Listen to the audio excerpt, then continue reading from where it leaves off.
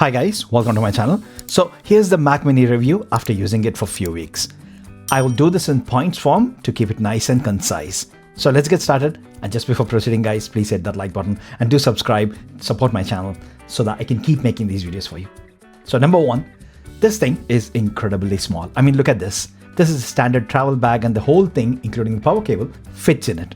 You can easily carry this thing along with you.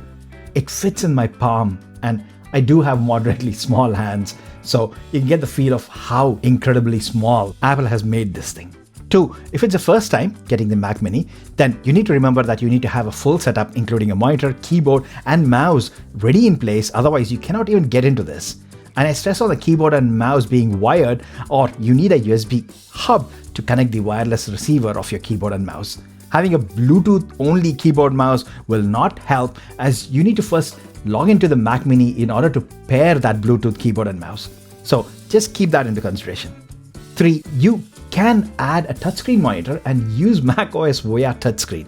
It's quite unique and strange using macOS via touch, but it is doable. I made a whole video about it on my channel. You can check it out if you need, but in a nutshell, it works. You can tap, drag, and even scroll, but don't expect it to be as fluid as the multi-touch on an iPad. One thing I couldn't check out in that video was the on-screen keyboard.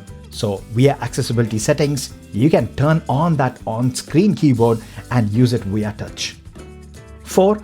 This base configuration Mac Mini with M4 chip and 16 gigs of RAM is incredibly powerful and more than sufficient for not just the average user, but even those who need a bit more processing power. I mean, I edited 4K videos using Final Cut Pro, opened heavy PDF files, exported a lot of photos and did batch image processing, and this thing even didn't stress a little. I mean, in my week's usage, I never heard the cooling fan in this thing go off.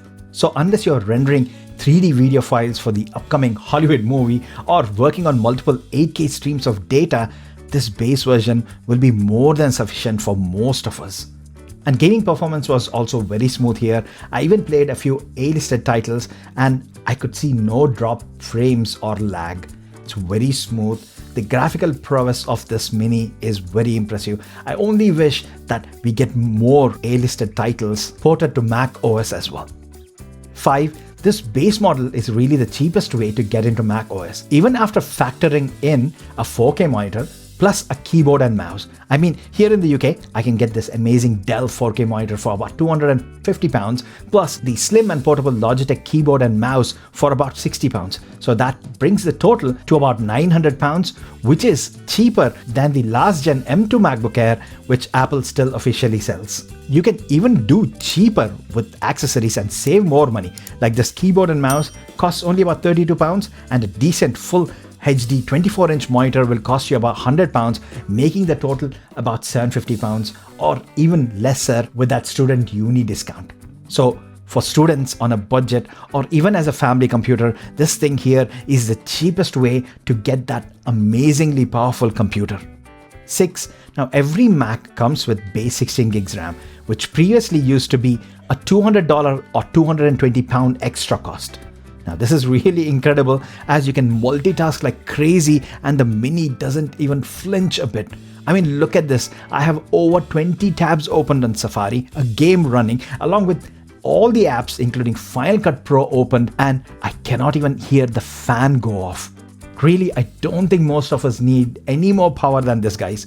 But Apple still keeps the base storage at 256 gigabytes, which will run out, especially if you work with Photoshop or have loads of 4K video files to edit. But Apple didn't skimp on the Thunderbolt ports or the USB-C Gen 3 ports as well, so adding an SSD for more storage will again be the cheaper option rather than opting for that extra storage from Apple at the time of ordering. For instance, the Samsung 1TB SSD costed me only about £50, whereas if I select that same 1TB storage option whilst ordering the Mac Mini on apple.com, it will cost me a whopping £400 extra. 7. The power button is at the bottom. Well, what can I say? I would rather have it at the front, maybe with the LED light incorporated into it, which would have been so much easier and practical, but yeah, it is where it is. However, considering all the other benefits, you can certainly live with this minor inconvenience. Also, most of us just let the Mac go to sleep and we seldom use that power button anyways. Number 8 is speakers. Yes, this Mac Mini has inbuilt speakers and you can certainly manage just with that. I mean, whilst you're working, you can watch a YouTube video to the side or listen to a podcast, and the internal speakers are perfectly fine for that. And here is how it sounds. Hi guys, welcome to my channel. So the iPhone 16 Pro Max in the new Desert Titanium color. Is this another obligatory yearly upgrade, or does this phone truly have features that are worthy of upgrading? Let's find out. And finally, in point number 8, I want to conclude this video, guys. I simply cannot tell you how impressive this tiny little thing is. In real world, so much power in such a little size shouldn't exist, but Apple made it possible, and just for £599, you get an amazing and super powerful computer that can pretty much handle whatever you throw at it. Base storage is only the sore sticking point, but considering the fact that this is a desktop machine, adding in an external storage via SSD is going to be cheaper and it will not be that much of an inconvenience. So what are your thoughts about this, guys? Do you have anything to add or any queries about the Mac Mini? Please do drop them in the comment section down below. Also, guys, it really was fun testing this amazing little computer from Apple. And if you enjoyed watching my content, do hit that like button. And if you're first time here, please consider subscribing, support my channel so I can keep making these videos for you. That's all for now. As always, thanks a lot for staying with me until the end. I will see you in my next video. Bye for now.